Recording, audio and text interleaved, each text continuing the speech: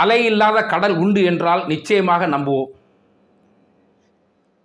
வர்ணம் இல்லாத வானம் உண்டு என்றால் அதையும் நம்புவோம். ஆனால் நடிக்க தெரியாத நடிகர் திலகம் என்றால் யாரால் நம்ப முடியும்? ஆம், நடிகர் திலகம் சிவாஜி கணேசன் அவர்கள் எனக்கு சரியா நடிக்க தெரியல அப்படின்னு வருத்தப்பட்ட காலம் உண்டு. பல முறை ஆரம்ப காலகட்டத்தில் நடிக்க தெரியவில்லை என்ற காரணத்தினால் நடிகர் திலகம் அவர்கள் புறக்கணிக்கப்பட்டிருக்கிறார்கள். இதையெல்லாம் தன்னுடைய குருவும் முதலாளியுமான அந்த பெருமாள் முதலியார் என்பவரிடம் சொல்லி நடிகர் திலகம் வேதனைப்பட்டிருக்கின்றார்கள். பராசக்தி படத்திலும் அப்படிப்பட்ட ஒரு நெருக்கடி ஐயா நடிகர் திலகம் அவர்களுக்கு வந்துள்ளது. அதன் பிறகும் வந்துள்ளது. அப்பொழுதெல்லாம் அந்த பெருமாள் முதலியார் அவர்கள் நடிகர் திலகத்தை பார்த்து சொல்வார்களாம், கணேசா, நீ எதை பற்றியும் கவலைப்படாதே, நீ ஒரு அற்புதமான ஆகச்சிறந்த நடிகன். இந்த உலகம் உன்னை ஏற்றுக்கொள்ளக்கூடிய நாள் நிச்சயம் ஒரு நாள் வரும். இந்த உலகம் உன்னை ஒரு நாள் கொண்டாடும். இந்த உலகம் உன்னை ஒரு நாள் தலையில் தூக்கி வைத்து ஆடும். அந்த நாள் வெகு தொலைவில் இல்லை கணேசா, கொஞ்சம் பொறுமையா இரு அப்படின்னு சொல்லுவாங்களாம். அதன்படியே தைரியத்தை வரவழைத்தவராக நடிகர் திலகம் அவர்கள் தனக்கு கொடுத்த கதாபாத்திரத்தில் ஆகச்சிறந்த நடிகராக நடிக்க துவங்கினார்கள். அதற்கு என்ன காரணம், ஏன் நடிக்க தெரியவில்லை என்று நடிகர் திலகம் அவர்கள் வருத்தப்பட்டார்கள் என்றால், நடிகர் திலகம் அவர்கள் நாடகத்திலிருந்து வந்தவர்கள். நாடகத்தில் நடிப்பு என்பது வேறு, ஆனால் வெள்ளித்திரையில் நடிப்பது என்பது வேறு. நாடகத்தில் நடித்ததை போன்று திரைப்படத்தில் நடிக்க முடியாது. நடித்தால் அது எடுபடாது. திரைப்படத்தில் நடிப்பதை போன்று நாடகத்தில் நடித்தால் அதுவும் எடுபடாது.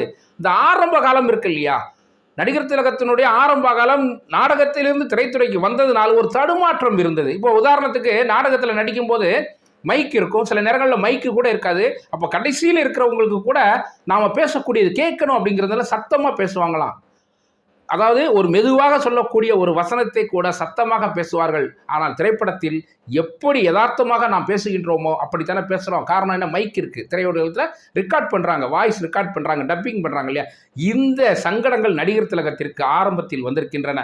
அதையெல்லாம் உடைத்தெறிந்து அந்த கலைத்தாயின் தலைமகன்,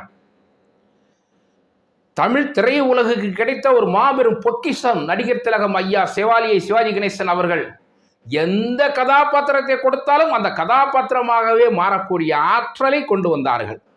கட்டபொம்மன் இப்படித்தான் இருப்பார் என்று நம் கண் முன்பே கொண்டு வந்தவர் ஐயா வாவு சிதம்பரம் பிள்ளையா, சிதம்பரம் பிள்ளை இப்படித்தான் இருந்திருப்பார் என்று நாம் நினைக்கக்கூடிய அளவிற்கு ஐயா நடித்தவர்கள்.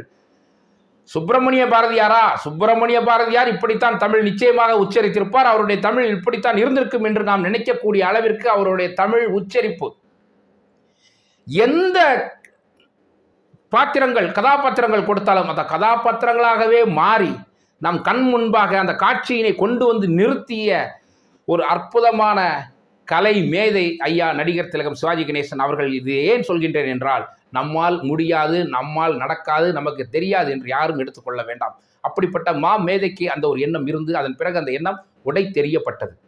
அதே போன்று நம்மால் முடியும், என்னால் நடக்கும், எனக்கு தெரியும் என்ற எண்ணத்தோடு இந்த உலகில் உள்ள ஒவ்வொரு விஷயங்களையும் நாம் கடந்து செல்வோம். நிச்சயம் ஒரு நாள் இந்த உலகம் நம் வசப்படும். இந்த உலகில் உள்ள மக்கள் நம்மை போற்றி கொண்டாடக்கூடிய அளவிற்கு நம் வாழ்க்கை அமையும் என்று ஒரு நடிகர் திலகத்தின் வாழ்க்கை பாடம் நமக்கு ஒரு அனுபவ பாடமாகவும் நமக்கு ஒரு யதார்த்த பாடமாகவும் அமையும் என்று சொல்லி மீண்டும் ஒரு நல்ல தகவலோடு உங்களை சந்திக்கின்றேன். நன்றி, வணக்கம். நான் தமிழன் மைதீன்.